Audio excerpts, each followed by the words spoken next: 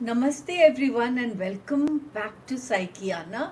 Today I want to dive deep into the transformative energies of the new moon. The new moon is on 27th and 28th of April in Taurus, particularly in the lunar mansion or nakshatra of Bharani. So this new moon is in Taurus.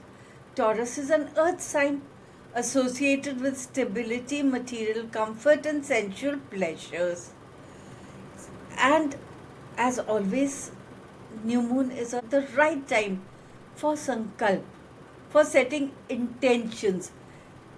Particularly since it's the earth sign, it is setting intentions related to financial security, personal values, long term commitments. Emotionally, every new moon is a time to ground yourself for self reflection, and it is also the right time to release past insecurities, ancient wounds, and focus on evolving, on building inner peace. The Taurus energy supports emotional resilience and deeper connection to personal values. But while I do say all this, I also want to bring another layer of this new moon to the surface. This is not just any other new moon, my friends. This new moon is happening in the Bharani nakshatra.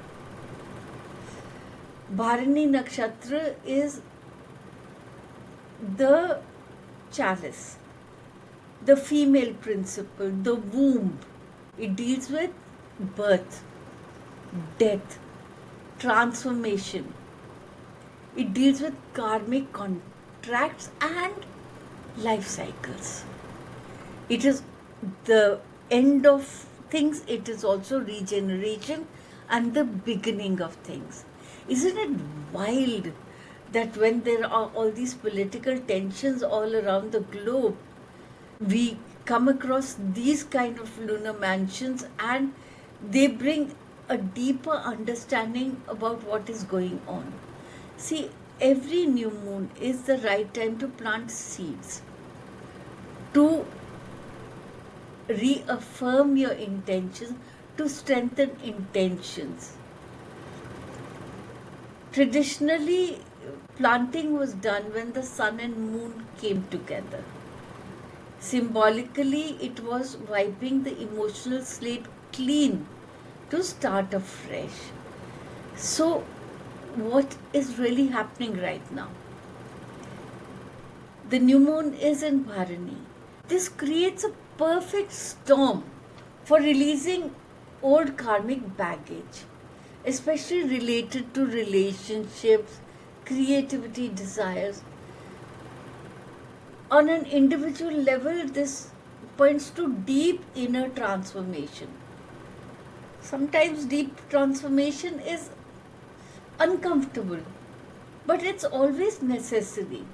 It always encourages you to birth a new version of yourself, a stronger, more evolved version of yourself, and to face hidden truths and accept inevitable change. So, what do you expect during the Bharani new moon? Expect to feel strong emotions. Your emotions are going to be intense. There is going to be a need for emotional and physical cleansing. You will feel overburdened by responsibility, and your anger and your frustration will rise to the surface because there are karmic reckonings. Bharani brings forth opportunities to balance karma. This last point brings me to the political state of the country and the world right now. Bharani is ruled by Yama, Yamraj, the lord of dharma and death, and Venus, Shukra. So, Bharani is associated with ethical judgments, karmic rebalancing, justice, and inevitable transformation. So, politically, this new moon suggests exposing hidden wrongdoings, scandals, secrets, corruption coming to light, especially related to money, resources, governance. It's a Taurus thing. Leaders will be under karmic pressure. Those in power could face consequences for past actions, good or bad. Endings and rebirths. The Bharani energy. Some governments and political figures may fall, may resign, be forced to resign, face major transitions. New political movements could quietly begin during this new moon. And people are going to get agitated. They're going to demand rights, reforms, ethical leadership, fairness, standard underdog energy. And financially, I think this time is more about survival. There is a correction phase that the market will see. The market is already slowing down. There will be a lot of efforts towards consolidation, particularly in areas of luxury goods, real estate, beauty industry. I think we can see downsizing. We can also look for some repricing. All the fat is going to be trimmed. Governments, big companies, multinationals are going to start tightening their belts, preparing for downturns and shocks. The governments will also take proactive steps around this time. I think we will see a lot of regulations being imposed. Some will be imposed very quietly and subtly. Areas like taxes, cryptocurrency will see a lot of reforms happening. And debts are going to go bad. Debt is a very touchy subject around this time. Remember, Bharani is all about karma. So, overconsumption, financial greed will be punished and will be punished very sharply. So, debts, personal and national, could worsen.